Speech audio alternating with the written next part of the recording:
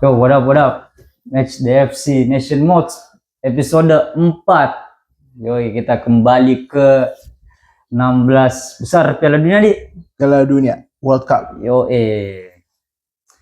dimana kita bahas dulu tipis semua 32 besar yang dimana Portugal kemarin lawan Kroasia 2-1. Iya, 2-1. Yoi. Gol dari Perisic untuk Kroasia dan Cristiano Ronaldo, dan gol penghujung laga Gonzalo Ramos kan? Yes. Super sub. Tapi sayangnya di sini itu ada kontroversi begitu ya. Lewat golnya siapa tadi tuh? Kemarin antara bunuh diri dia tuh Gvardiol. Iya. Ada apa namanya? Ada kontroversinya karena golnya itu sudah lebih dulu terjebak offside begitu ya. Bagaimana menurutmu ini Portugal Kroasia? Kalau dari secara game kayaknya memang Portugal dari di atas kertas memang sudah diunggulkan karena skuad yang mumpuni kan. Yes. Hanya Kroasia secara mengejutkan memberikan perlawanan lah. Walaupun skuadnya itu nggak terlalu kayak terlalu top banget di segala ini, walaupun di lini belakang itu mereka kuat lah. Tapi tengah ke depan itu memberikan kejutan untuk Portugal, dan saya pikir melakukan pekerjaan dengan baik. Ini salah satu lini depan mereka, Ivan Perisic, yang sudah pengalaman di bermain di klub top Eropa, mencetak gol lebih dulu untuk Kroasia. Bahkan harus membuat Portugal ketinggalan lebih dulu. Comeback ini sih. Dan ya itu tadi yang masalah kontroversi kayak gue siapa itu kan? Gvardiol kalau nggak salah, atau tendangan atau apa? Oh iya, yang Gvardiol. Karena ada sentuhannya tuh. Ada grafiknya. Katanya di situ yang kan kalau dilihat dari replay yang di belakang kena kepalanya Renato Vega. Tapi itu tidak sengaja begitu ya. Gol sentuhannya tidak sengaja sentuhannya, dan itu juga posisinya Matanovic kalau nggak salah langsung offside di situ. Nah itu yang Matanovic yang bikin offside di siapa yang lagi ke posisi pemainnya Kroasia begitu ya. Dan tapi kalau dari segi game memang kayaknya yang bersaing-sengit lah juga. Ya, bersaing-sengit. Ya, salah satunya yang seperti saya bilang tadi, Kroasia memberikan kejutan untuk Portugal, membuat Portugal tertinggal lebih dulu. Walaupun harus dibalas juga oleh Cristiano Ronaldo lewat penaltinya. Ya, dan super sub kayaknya Gonzalo Ramos ya. Yes. Gonzalo Ramos. Dan itu pun yang ganti Ronaldo juga. Iya. Dan kayaknya memang di game itu Cristiano Ronaldo di babak kedua kurang efektif, jadi harus diganti, dan Gonzalo Ramos pilihan yang tepat untuk memecah kebuntuan. Betul. Karena Gonzalo Ramos ini termasuk super sub yang bagus sih. Yes. Pemecah kebuntuan yang kayak clutch moment gitu. Betul. Pemain siapa lagi nih? PSG. Oh iya tahu PSG yang kemarin juga kayaknya dia yang tendang penalti deh kalau nggak salah. Iya, salah satu tendang penalti di final Liga Champions. Iya, di final Liga Champions dan masuk. Oh iya. Ini dia kulihat harusnya lebih banyak bermain sih sebenarnya ini Gonzalo Ramos begitu ya. Ini kalau nggak salah baru. Menurutku kalau Cristiano Ronaldo itu sudah nggak bisa jadi sayap. Dia pace-nya kayaknya sudah memudar. Dia Ronaldo itu sekarang lebih bertipe real striker. Ya harus disuplai lah. Nggak kayak masa prime-nya dulu, bawa carry the ball, bawa bola dari samping ke gawang lawan. Sekarang kayak finisher murni, striker murni gitu. Jadi kemudian deh pertandingan selanjutnya? Iya, pertandingan selanjutnya itu Argentina Cape Verde yang mana? Wow, mengejutkan bro, 3-2. Iya sih, mengejutkan. Dengan negara yang populasinya cuma 500.000, sangat sedikit, lebih tepatnya memberikan kesusahan untuk juara bertahan. Iya. Messi CS, bahkan Messi itu sampai harus tumpang tindih itu di lapangan. Betul. Yang dimana juga ini kan 3-2. Apalagi By the way, gol keduanya Capo Verde itu keren sih dari wah iyo. White. Kaget Pak. Emi Martinez nggak bisa ngapa-ngapain. Betul. Di ujung atas. Ya di ujung itu Pak. Apalagi di menit ke 103. Pun ini kayak ya di babak kedua ini awal-awal babak ya baru 3 menit lah. Baru 3 menit berjalan babak kedua langsung diselesaikan sama 2 Cabral. Iya. Kan satu nama juga di match ini jangan lupa Fozinya. Melakukan beberapa save kan. Dan walaupun free kick Messi itu kayak apa harusnya bisa terbaca sih oleh Fozinya, tapi lewat begitu saja. Tapi di intensitas ini Capo Verde itu memberikan kejutan sekali sih. Yang harusnya kan di luar skenario yang kita prediksikan di episode lalu menang besar harusnya. Tapi Capo Verde ini memberikan efek kejut yang besar gitu. Ya, luar biasa. Berikan perlawanan yang luar biasa lah untuk Argentina.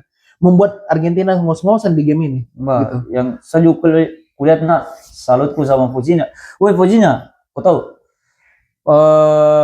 Sempat dipanggil, bukan dipanggil. Ada tawaran dari klub Brazil, ingatku. Yang saya baca di mana?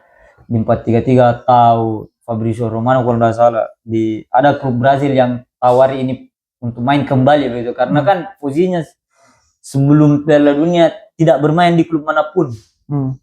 Jadi ya lagi-lagi World Cup memberikan engagement ke dia, salah satu kayak dorongan kan. Ya, apalagi branding diri. Ya, apalagi juga followersnya meningkat tuh. Sempat kalau nggak 15 jutaan lah. Sebelumnya ini kan ya ribuan begitu. Siapa yang tahu Fozinya sebelum Piala Dunia? Bahkan tidak ada yang tak mungkin deh. Jadi dari si berkat penampilannya lawan Spanyol kan menyita perhatian dunia. Yes. Apalagi berkat tiga match sebelumnya seri.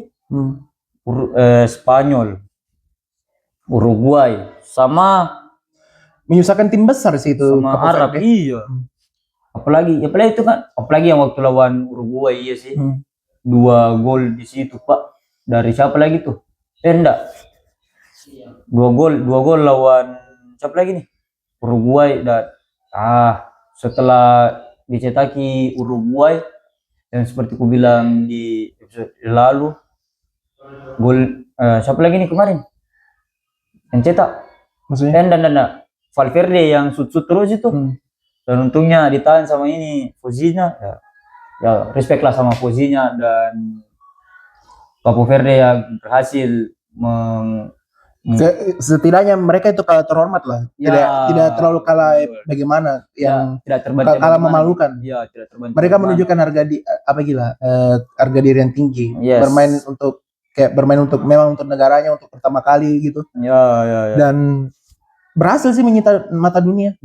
Tanjung Verde ini.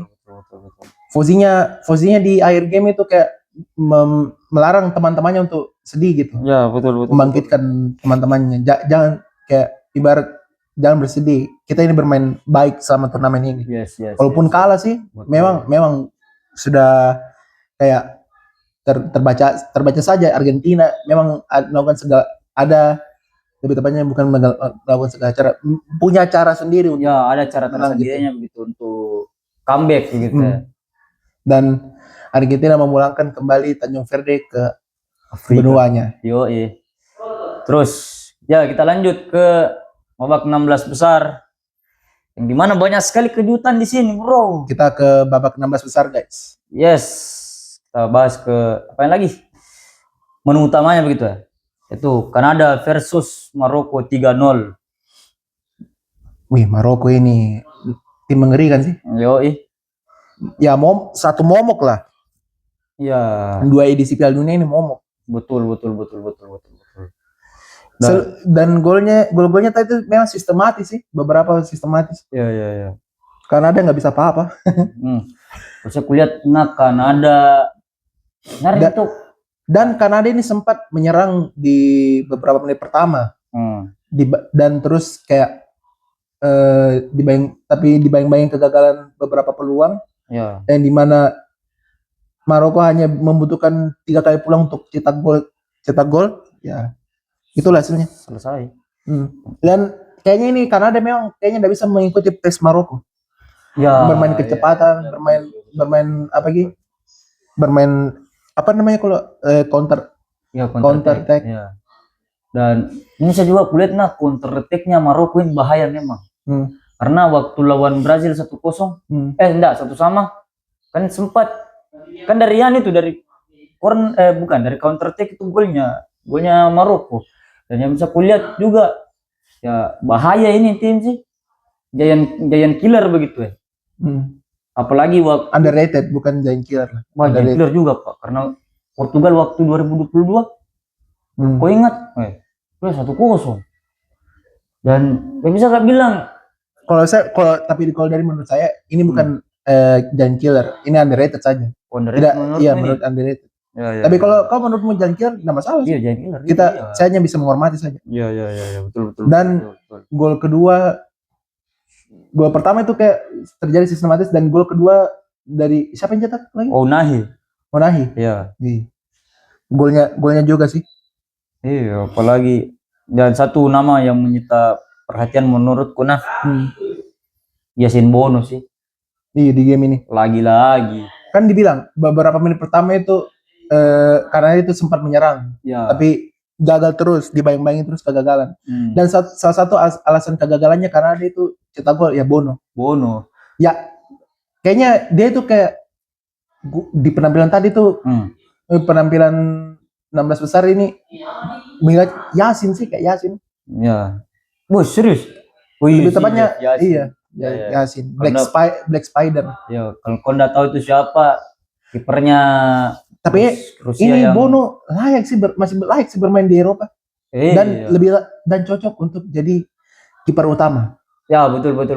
Karena dengan refleksnya yang bagus, cara dia menghalau bola. Ya, karena sekarang kan main di Al Hilal.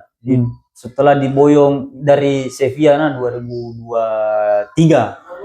Harusnya di Piala Dunia ini klub ini sudah ada monitor lah, harus ada yang approach buat Bono. Betul. Kalau saya siapa kok bakalan ambil ini kiper. Lebih tepatnya kayaknya masih harus di Al Hilal dulu. Masih Al Hilal. Iya, masih Al Hilal dulu. Tapi harusnya klub besar ini yang butuh stok kiper, cari dia lah salah satunya. Tapi enggak bisa ini menurutmu tuh sebagai Bono, aku bilang enggak bisa main sebagai kiper kedua. Ganti, enggak bisa. Dia ini kiper pertama. Ya, harus. Refleksnya bagus. Betul. Dan siapa lagi tadi ini? Ohani. Wah, luar biasa nih, Pak. Ohani kan dapat mencetak gol tuh. Itu adalah gol pertamanya di Piala Dunia tahun ini. Dan ya luar biasa lah Kanada. Siapa? Maroko. Dan Kanada ini adalah tim pertama tuan rumah yang gugur. Semuanya gugur sih, tapi ya nanti sebentar dibahas di US sama Meksiko. Tapi di antara ini memang Maroko layak lolos. Iyalah. Layak lolos. Yes. Dan melanjut dan hasil ini membawa Maroko ke 8 besar kan? Ya, tim pertama yang lolos. Maroko. Terus kita pindah ke Paraguay lawan Prancis. Oke. Paraguay lawan Prancis ini banyak dramanya juga dari sisi Paraguay. Ya, ini saya kulihat bermain otot.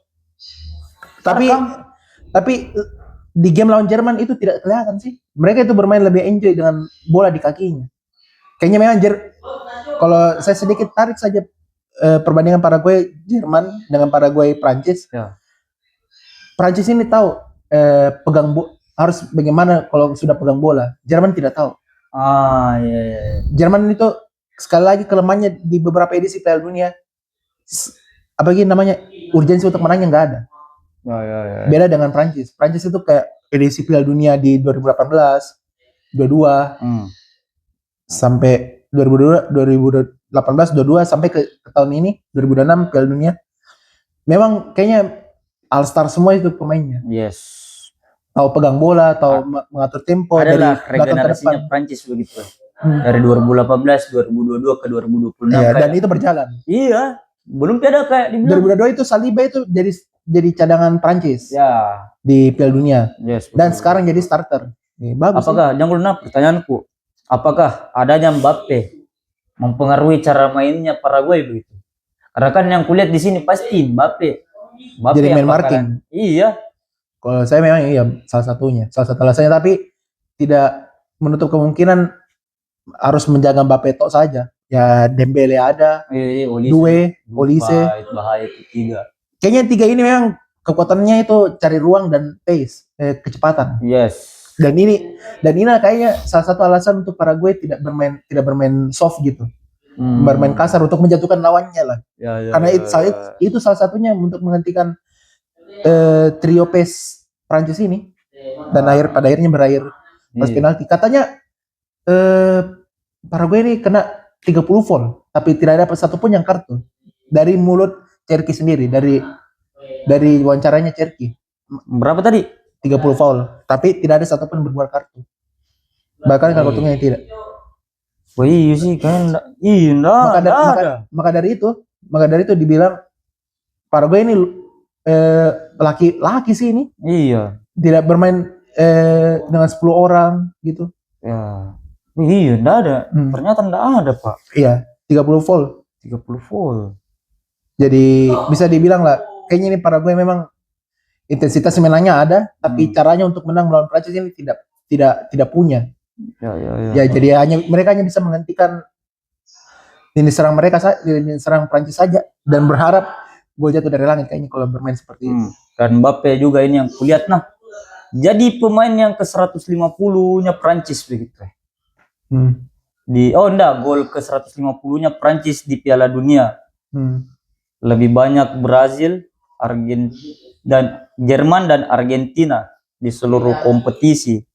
Dan sejak 2018 juga Mbappe 19 gol dalam 4 pertandingan di Piala Dunia. Dan sekarang ini Mbappe, Haaland dan Messi berebut jajaran top skor kan? Yoi. Ibaratnya bersaing ketat. Ibaratnya ini kayak title race lah. Tapi bukan liga ini. Ini lebih gitu. Top score chasing. Ya, top score chasing lah lebih tepatnya. Dan hasil ini mengantarkan Prancis ketemu dengan Maroko.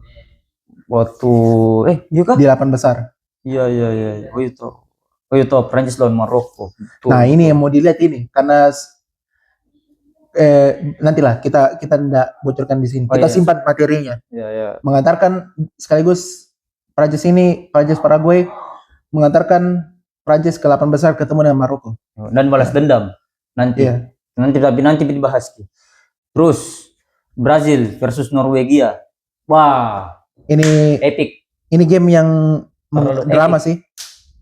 Game yang drama, jual beli serangan, betul. Tapi jual beli serangannya ini lebih banyak didominasi oleh Norway.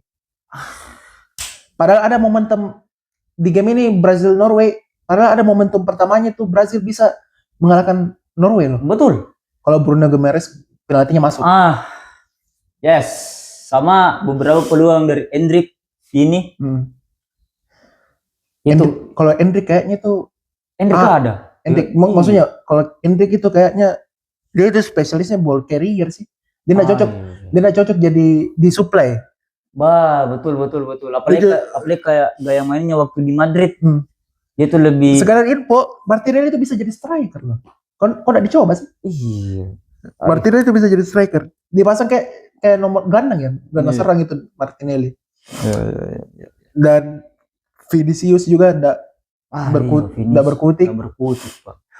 Walaupun sebenarnya ada peluangnya beberapa nih Vinicius. Cuma ya itu tadi lagi. Kiper Norway juga jago sih. Gila, Pak.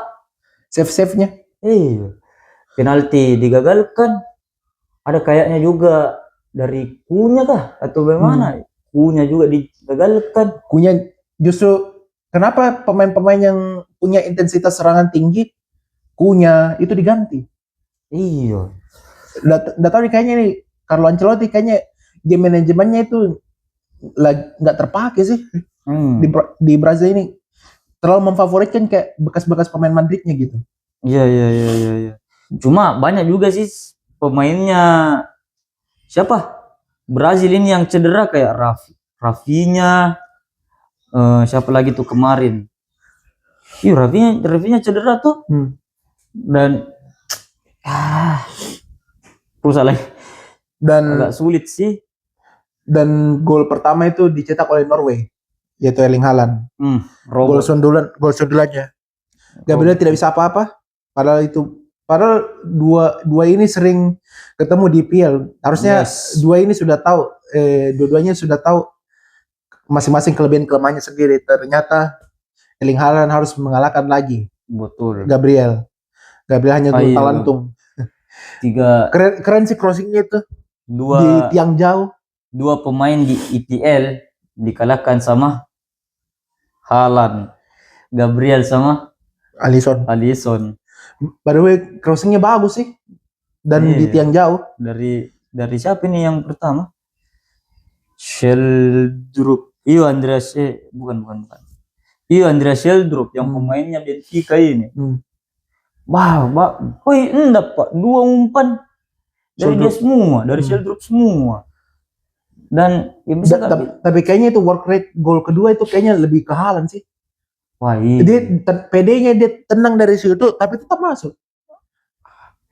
Sekali lagi dari tiang jauh tapi dari bawah. Betul. Kan tadi dari lewat heading tapi dari atas. Iya. Luar biasa sih lihat. Dan gol kedua dan gol ketiga dan gol satu lagi dicetak oleh Neymar. Gol balasan, bukan lebih tepatnya bukan gol balasan, gol hiburan. Ada ku dapat di salah satu media yang mengatakan, media luar yang mengatakan kenapa ku harus bawa Neymar? Kenapa bukan Pedro Porro? Bukan. Pedro siapa kan nih? Joao Pedro. Ya, kenapa bukan kau bawa itu? Begitu ya. Iya sih, jelas. Kayaknya Joao Pedro itu punya lebih banyak visi sih. Bisa bermain gelandang serang, striker, striker. Ini yang kulihat. Kenapa harus Neymar yang ku bawa begitu? Justru saya lebih aneh Martinelli yang dibawa. Bukan Joao Pedro. Kenapa ya? Kalau saya Martinelli di Arsenal itu musim ini kurang sekali. Jarang dapat starter. Justru Leandro Trossard sendiri yang Arteta percaya. Martinelli sering mulai dari bangku cadangan.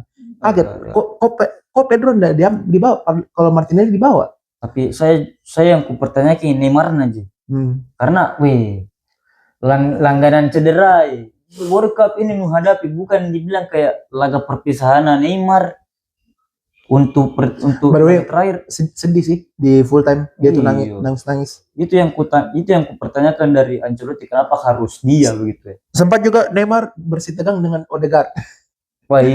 Inilan juga. Inilan. Yang di terakhir, tapi ya mau bagaimana? Ya kayaknya urgensi untuk menang kan. Iya. Ya karena Odegaard dan kawan-kawan itu urgensi untuk buang-buang waktu dengan mengolah bola. Jadi ya Neymar terpancing. Dan ini yang kulihat khusus tadi Brazil selain Neymar, ini yang mau kritik.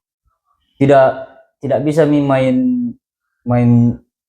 mengandalkan individu Brazil. Jogo Bonito. Iya. Oh iya memang. Tidak bisa nih. Kalau kulit semua materi pemainnya ini Brazil kecuali Neymar sih. Neymar itu ada speciality skillfulnya. Vinicius kurang. Kayaknya Brazil ini lebih kolektif dan bermain counter attack. Ya.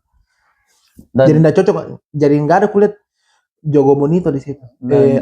Ciri khas Jogo Bonito di situ. Yang kulihat juga kan main sistem ini.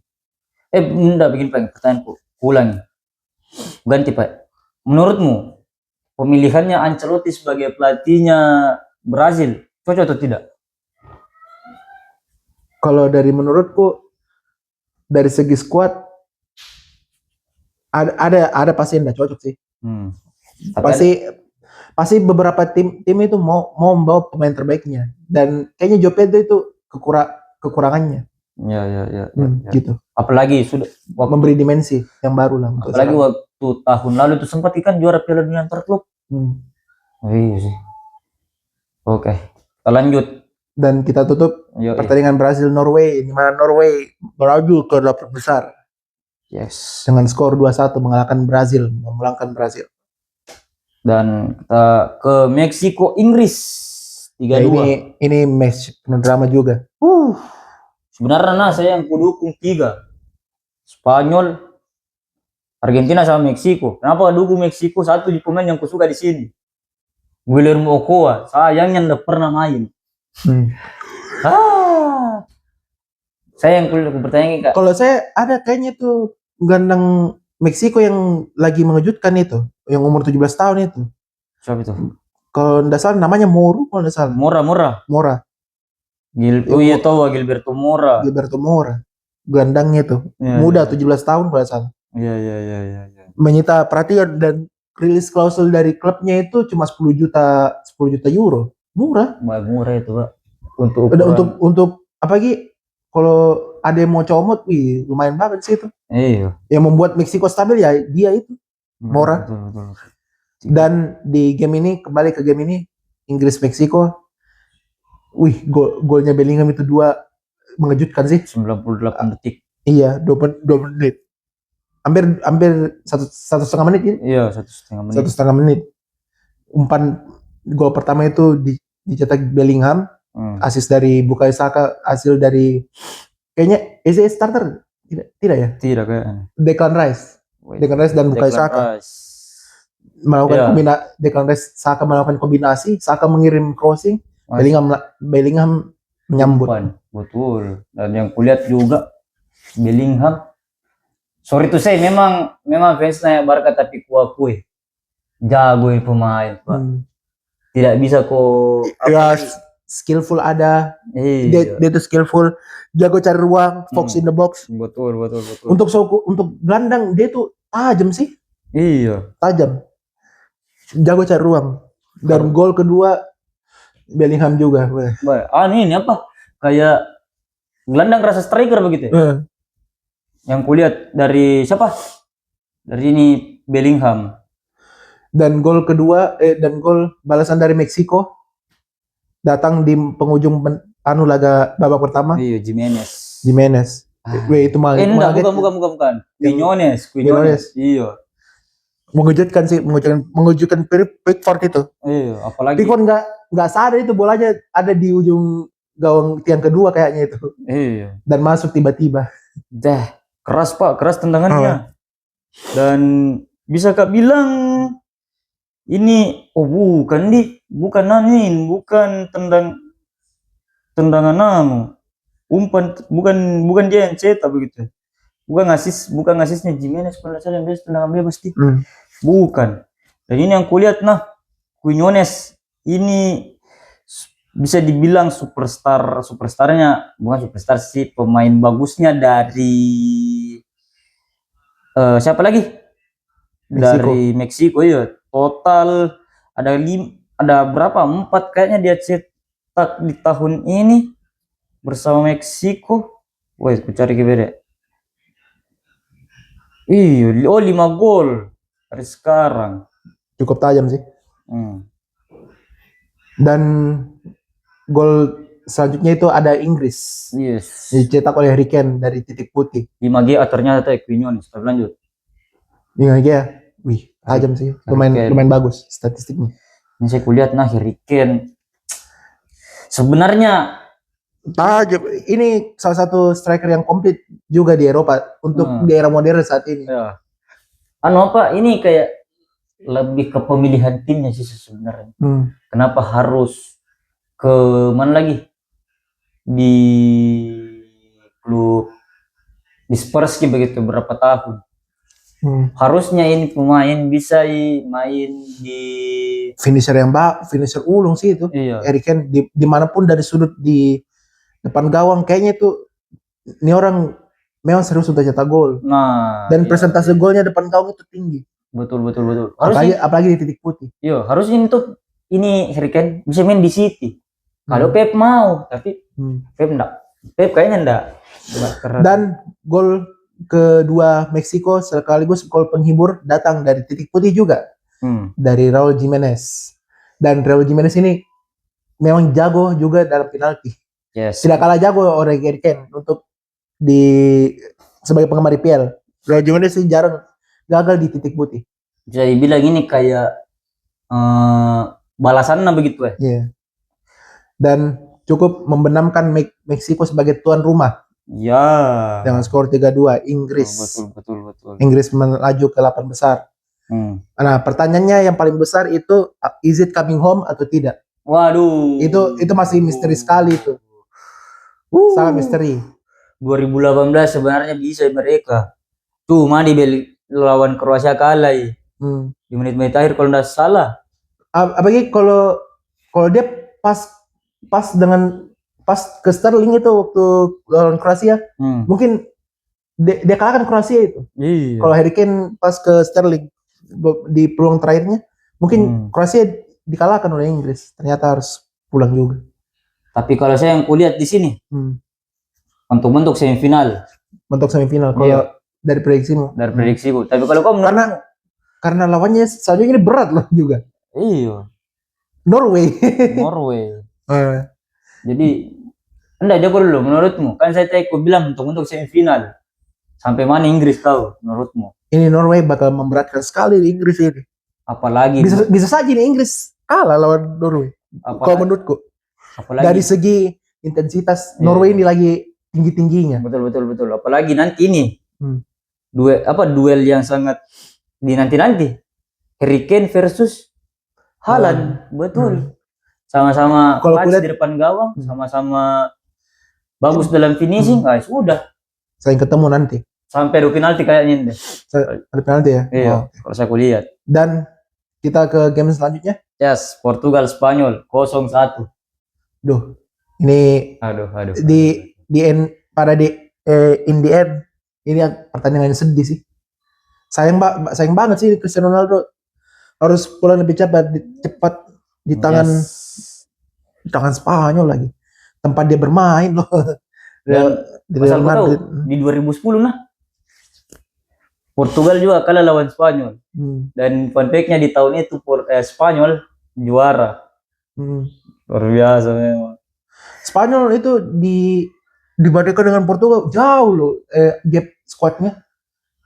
Spanyol itu udah terlalu istimewa sekali untuk squadnya. Beda dengan Portugal. Betul. Apalagi yang dari belakang ke depan, Portugal itu mengerikan banget. Belakang ke tengah. Belakang ke tengah, belakang ke depan. Portugal serius kok. Portugal itu belakang ke depan bagus. Ya. Merata. Hanya banyak justru ini kayak yang bikin pemantik kayak wah ini berlebihan sih. Pandit-pandit bilang Portugal ini juara karena squadnya itu lebih mewah. Jangan tunggu dulu. Banyak negara kuat. Betul. Nah, pada akhirnya harus terhenti di tangan Spanyol sendiri. Dan di mana gap squadnya itu enggak jauh sekali. Betul. Merino saja yang sebagai pencetak gol kemenangan harus jadi striker. Iya. Apalagi 3 gelandangnya, Neves, Vitinha, Fernandes. Ali membuat serangan. Iya. Sisa depannya saja yang memanfaatkan. Berarti jangan dulu. Mungkin ini pertanyaanku agak kontroversial ke kau. Apakah Cristiano Ronaldo masih dibutuhkan di timnas Portugal atau tidak? Di game ini? Di World Cup ini? Di World Cup ini? Perlu sih. Tapi dari segi finishing, dia itu bagus di depan gawang. Dia itu sudah tidak bisa ball carrier. Ya, tapi pertanyaan selanjutnya. Kan aku tadi bilang finishing. Tapi seharusnya itu kalau Cristiano Ronaldo itu dari segi leadership dibutuhkan sekali. Oke. Berapa kali dia pimpin Portugal itu? Iya, tapi itu masalah mentalitas dia harus perlukan. Tapi masalah finishing. Di 4 berapa ini? 5 match win tuh. Yang namain kan lawan Kongo udah cetak gol. Uzbek Uzbek 2 gol, 2 gol. Lawan Kolombia 0. 0. Lawan Kroasia Kroasia 1 1 gol. itu pun 3 penalti. gol. Semua 3 gol. 3 gol dan ini tidak ada gol kemarin. Iya, semua totalnya 3 gol. Ya, dari 3 gol ini menurutmu kayak Ronaldo ini bisa hanya bisa mencatatkan gol lawan tim kecil menurutmu? Tim kecil ya kalau di sekarang ini dia ini bukan big game player. Ya. Beda di tahun kayak 2010, Ya. 2014. Apalagi waktunya juara 2016. Hanya sayang Portugal waktu 2014 ketemu dengan Jerman. Yang Jerman di mana itu 2015 memang unstoppable sih. Wah, iya. Sayang, bukan rezekinya Portugal di situ. Iya, betul. Ketemu Jerman yang kuat-kuatnya. USA juga dia satu. Seharusnya di World Cup ini inilah momentum terbesar Portugal untuk juara. Betul. Tapi ya kalau saya nah finisher namanya emang. Harusnya kan Ronaldo itu kalau boleh jujur saja untuk fans-fansnya Ronaldo itu memudar dia punya pace. Pace-nya memudar. Betul. Dribble sudah kurang. Dia ini just striker. Tapi hanya memang tidak disuplai. Punya 3 gelandang kreator loh. Fernandes, top assist di IPL. John Neves mengatur serangan di PSG. Siapa lagi satunya Vitinha lagi. Kurang kreator apa itu coba? Iya, dibanding iya sih. Enggak kalau saya kulihat juga nah, kan kau tadi bilang tidak disuplai. Saya kulihat nah, Ronaldo ini kayak tidak disuka dengan lingkungannya begitu ya. Lebih tepatnya bukan kurang disuka. Apalagi dia banyak tuntutan. Wah, Yudi. Banyak tuntutan dan ini kebawa ke teman-temannya, media. Portugal ini harus juara demi Ronaldo. Portugal harus juara demi Ronaldo. Tapi bagaimana tidak burden teammate-nya gitu. Nah, tapi yang kulihat kan apa tadi kau bilang tadi? Yang Ronaldo. Media. Ini juga kayak Ronaldo ini skuadnya Portugal ini tidak mau bantu Ronaldo begitu. Beda dengan Messi. Messi ini mau bagaimanapun skuadnya, temannya mau fight, tapi tim temannya Mengtong yang tidak mau. Yang kulihat saya. Memang kayaknya dari segi pembawaan diri itu kayaknya memang Messi itu lebih bagus ya. Ronaldo itu wibawanya untuk membawa branding dirinya sendiri. Jadi ya salah satu ketertarikannya kalau orang jeli sebagai fans bola di luar lapangan, inilah serunya. Bermainnya media. Memframing salah satu, menurutku ini sudahlah, ini one of the god lah di sport, di sepak bola. Cristiano Ronaldo. Nggak usah ya Messi Ronaldo karena kayaknya itu bakal panjang juga sih. Menurutku itu sudahlah, ini one of the god gitu. Yes. Jadi kalau dari cerita dari kekalahan Portugal atas Spanyol ini kayaknya tidak banyak juga sih komentarnya, karena game ini kayaknya mereka berdua berbelawan sampai bertemu di penghujung babak kedua hampir selesai. Betul. Mikel Merino mencetak gol dan itu pun Merino harus masuk sebagai striker. Kan aku bilang Portugal ini bagus skuadnya, beda dengan Spanyol. Spanyol itu kayak menengah lah di atas Portugal. Buktinya Merino jadi striker. Betul. Opsi. Siapa lagi umpan dan yang pengumpan siapa? Ya betul. Ferran Torres. Hiompong.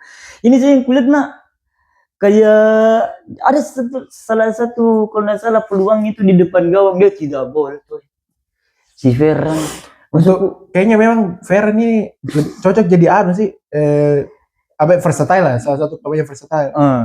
Lini depan bisa kiri striker, kanan kreator jadi nomor 10 juga kayaknya oke sih. Buktinya umpan ke Merino itu mulus. Tapi saya kulihat ada jokes jadinya kayaknya cukur rambutnya siapa lagi? Ferran Torres. Berpengaruh nah. Berpengaruh. Kenapa kau bilang begitu? Di 2002 musim yang lalu yang waktu treble domestik Barca, bagaimana anunya itu? Apain lagi? permainannya itu anak kayak, wih, gila juga dia lihat ini cara mainnya begitu. Clutch di depan gawang, diumpan sama Lamine Yamal atau Rafinha on point. Apalagi waktu lawan El Clasico di Copa del Rey, kayak apa bisa dibilang kayak ini mirip-mirip dengan caranya Jose Lu begitu di Madrid. Cuma ya begitulah, kadang bagus, satu kali bagus. Tidak konsisten. Iya, tidak konsisten. Satu kali bagus, 10 kali tidak bagus.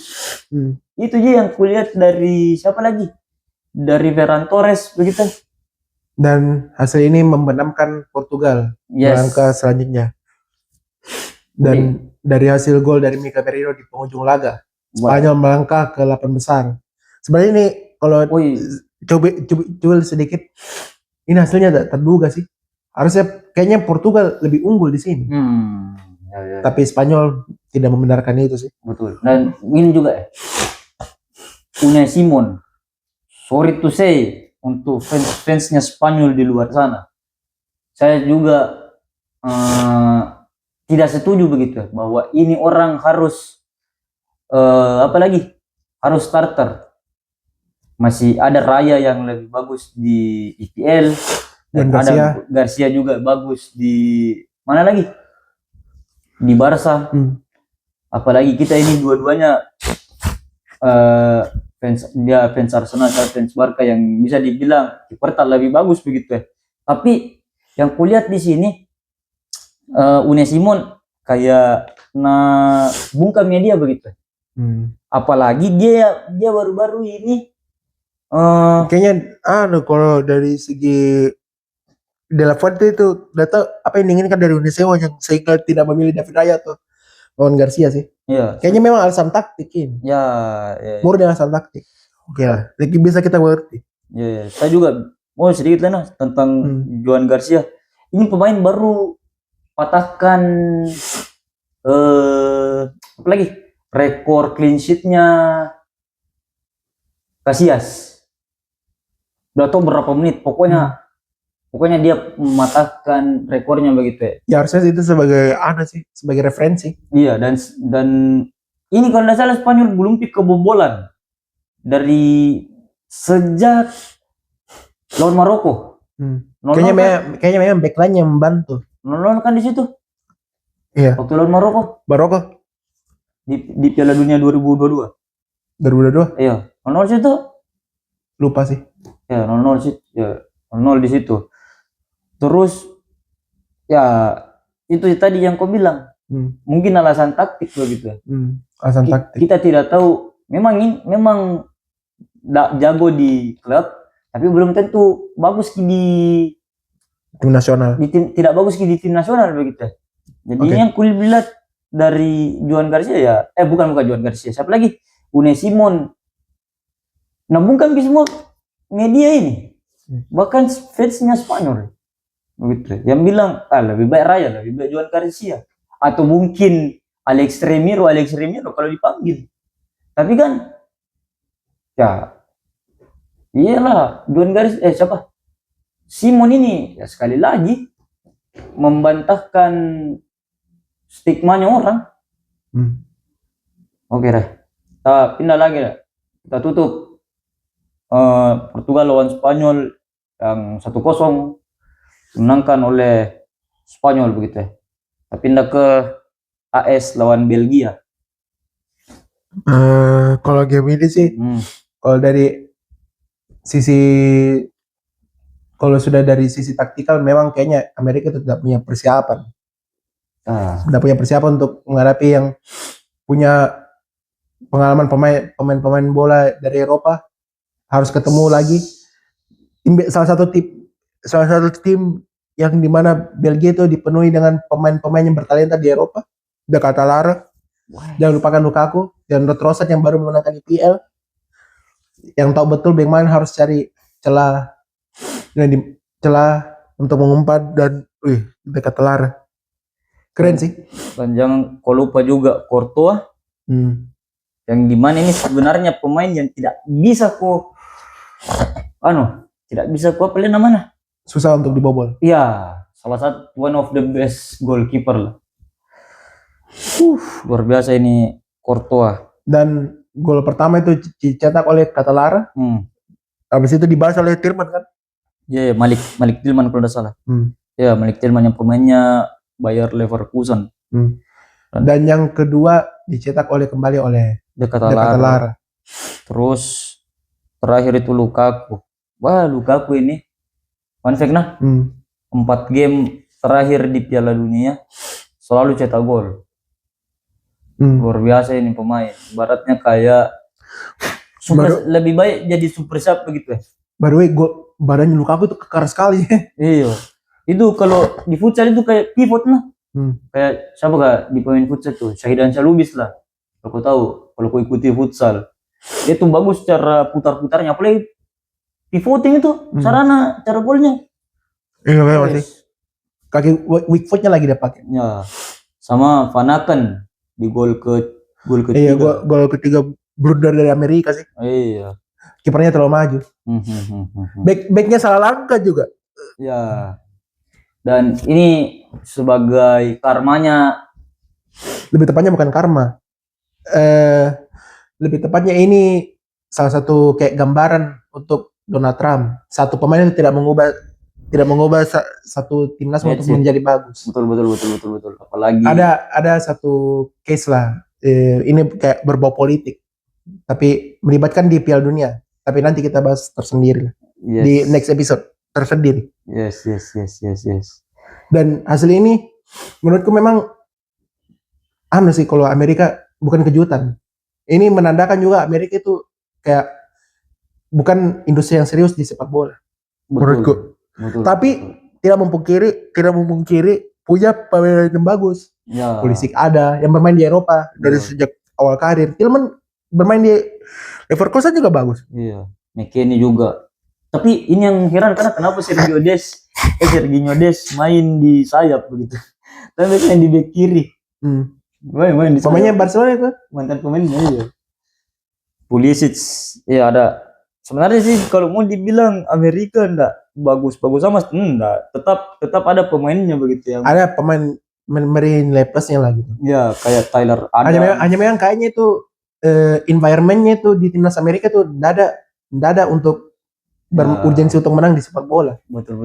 Mereka itu kayak yang sebenarnya itu kalau di US sepak bola itu adalah olahraga cewek.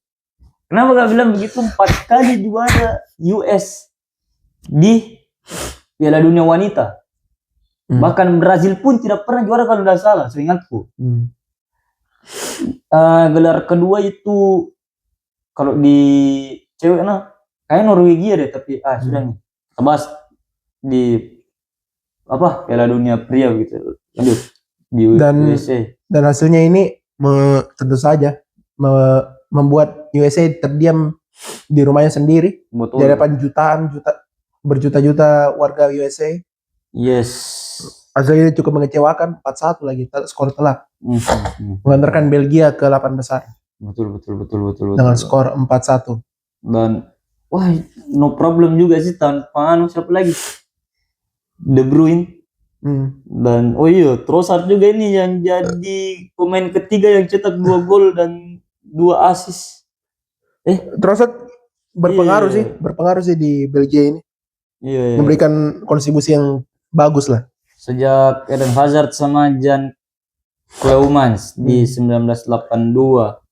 Terus banyak yang bilang Trossard itu tidak pantas pakai nomor 10, harusnya Hazard.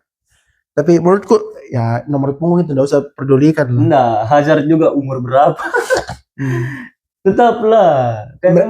Kayak Hazard itu kayak ibarat pemain terbaiknya Belgia yang pernah Belgia punya lah. Ya. Diserahkan ke Trossard. Buktinya Trossard ya tidak terbebani untuk perform juga. Gitu. Terus juga ada Catalara jadi pemain Belgia pertama yang cetak 2 gol dalam 2 gol dan 1 assist. Catalara ini harusnya ada klub besar yang approach sih. Bisa jadi striker dan nomor 10. Baru 25 ini umurnya ya, masuk di golden age-nya lah begitu. Iya, harusnya ada yang approach lah habis setelah ini. Betul. Jadi kita tutupin deh. Ya, Tutup. kita ke match selanjutnya yaitu Argentina Mesir 3-2. ini game juga ada lagi drama, Betul. full drama di awal-awal sampai akhir. Apalagi Mesir unggul 2-0 lah. apalagi Yasir Ibrahim, coy, ngeri ini Pak, headernya Marwan Ateya. Iya. Umpannya siapa lagi?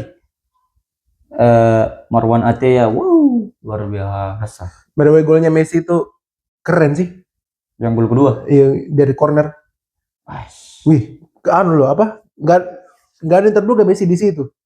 wah iya langsung masuk. Iya, langsung masuk dan tendangan volley-nya. Baru kulihat Messi tendangan volley yang keras kayak gitu.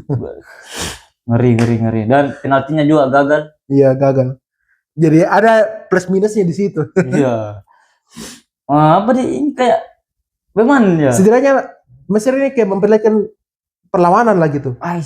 Perlawanan yang berarti lagi. Betul. Dua golnya itu juga datang dari Yasir Ibrahim dan Mustafa Siko. Ini Mustafa Siko kulihat. Kalau kau nonton tadi malam, kencang larinya. Tidak terkawal. Itu yang gol yang dianulir tidak terkawal itu. Dan gol yang sah lagi tidak terkawal. Lisandro Martinez terlambat turun. Kenapa aku terlambat turun? Kasihan. Dan di match ini juga kayaknya Emiliano Martinez yang menjaga gawang Argentina juga kurang bisa paham sih. Ya. Tidak melakukan save yang penting gitu. Kayak Dan gol penghujung laga Enzo ya? Enzo. Wih, keren shadingnya itu. Udah luar biasa coy. Parah. Dan ada beberapa insiden kan? Banyak. Antaranya tuh gol yang apa hampir membuat Mesir makin menjauh kan? Itu nih yang Mustafa Ziko. Iya. Yang ku bilang Injak kakinya Lisandro kan? iya. Untung diinjak. Untung diinjak pas. Kalau tidak, dan padahal itu kalau disalahkan enggak offset itu. Overlap. Memang enggak ada offset itu gol. Ada offsetnya itu gol. Cuma bersih kalau memang bersih. Hanya kalau memang VR enggak cek itu ya intervensi itu ya tetap bakalan sampai extra time ini.